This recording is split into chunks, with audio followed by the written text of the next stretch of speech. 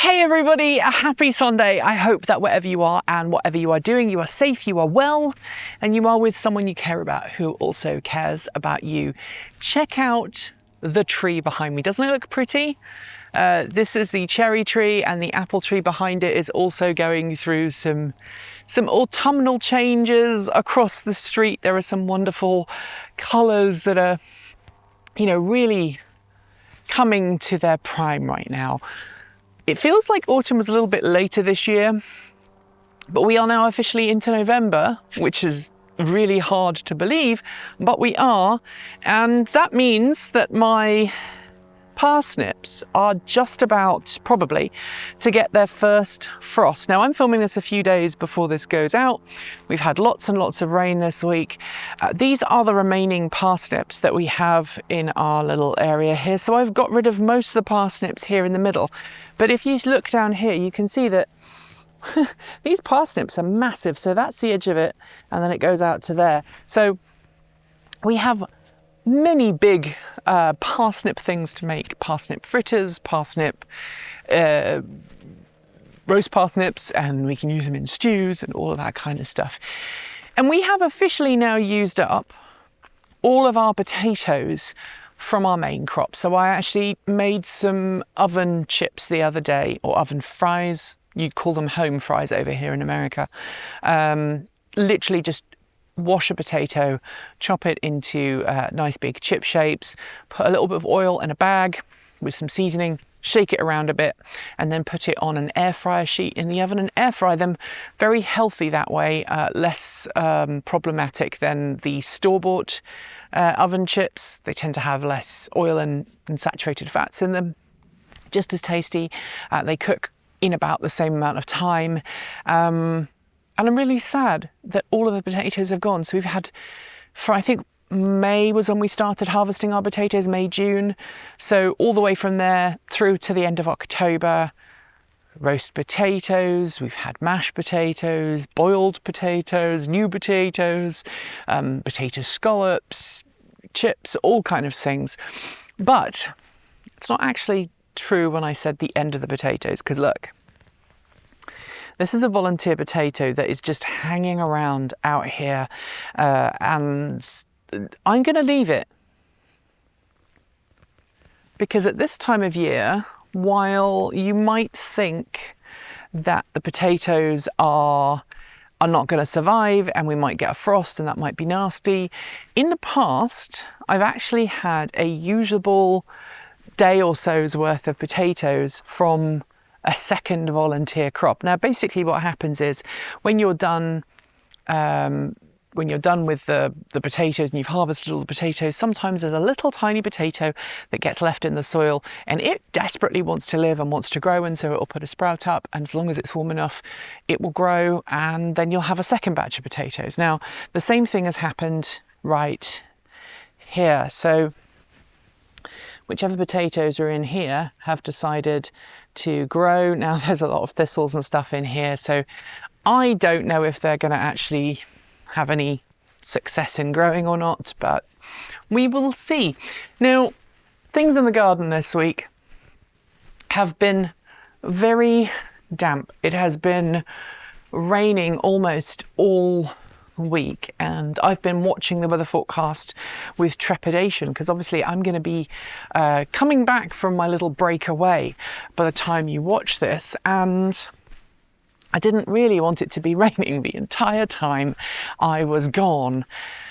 But as you can see, the strawberries are actually recovering from that actual rain has helped them recover a little bit. The sunflower, the dead sunflower, I don't think I'm going to rescue anything from that. I need to pull it out the ground. The chickens are doing well. The waterer is behaving itself. I can just show you right now. So if you look, it's still got plenty of water in it. So my Hydro Hen 3D print was a success. I think it's solved the little leak that it had. I think when I filmed last week's Chicken and Garden, we had an issue where one of the hens had knocked off the nipple at the end of the 3D printer, and then all the water had gushed out. But I think, as I said at the time, that was the part that I did not make. So I'm kind of glad that the bit I made survived, the other bit did not. The rest of the garden is looking very wet and sorry for itself because we've had so much rain. I haven't got into the garden to clean up much, but as you can see, the tomato plants are just about done here. The volunteer tomatoes, same for the volunteer squashes over there. These raspberries just do not give up. I mean, if you look, these are still edible raspberries. They're not kind of over the top.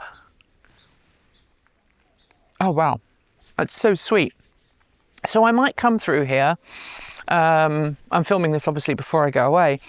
Some of these have gone past, but I might come through here and make one final raspberry harvest. And the fact that those raspberries have kept growing all the way from the spring until November, that's really impressive actually. I'm very happy that that worked so well. We've also got some mushrooms here. I don't know what they are though, so I'm not going to eat them. And you should not do that either. There's a wonderful YouTuber who, and I've forgotten her name, who does basically a foraging, she runs a foraging channel. I'll try and put a link to her if I remember. And I apologise that I've forgotten your name. I am subscribed to you. She's really joyous about foraging and identifying things that you can eat or can't eat.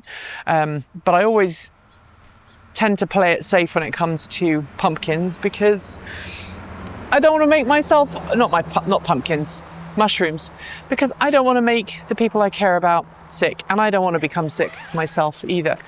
In here, well, not a lot has happened, but we do have, I think up there was some more mushrooms. There's some right there, look, along the wall, and there's some over there on the ground. So I will need to come in here and prepare for next year. And the thing that always hits me is how much warmer it is inside the greenhouse in the winter. And so this winter I'm actually contemplating, I haven't decided yet, but I'm contemplating putting some over winter crops in here because I think that might be a good way of starting off the season well, also doing a little bit of quasi crop rotation in here. As you know, I try and alternate every year between which one, tomatoes and peppers on one side and cucumbers on the other. This year, this coming year, I'll want to do the same thing. But I also want to replace this greenhouse. Now, when I say I want to replace the greenhouse, I don't necessarily want to replace this bit. In fact, I don't want to replace the wood, but I am considering replacing this plastic bit because it's really starting to show signs of wear and tear. It's about 3-4 years old now, maybe 3 years old. So next year will be its 4th year.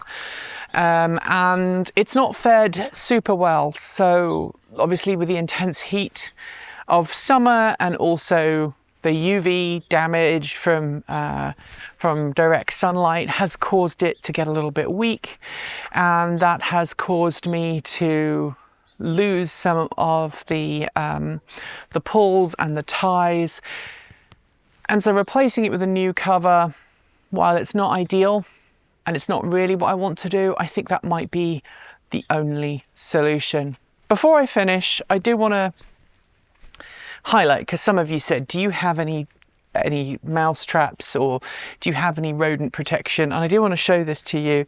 We have these little bait stations, and we've had these bait stations for a number of years, and we have a couple around the house.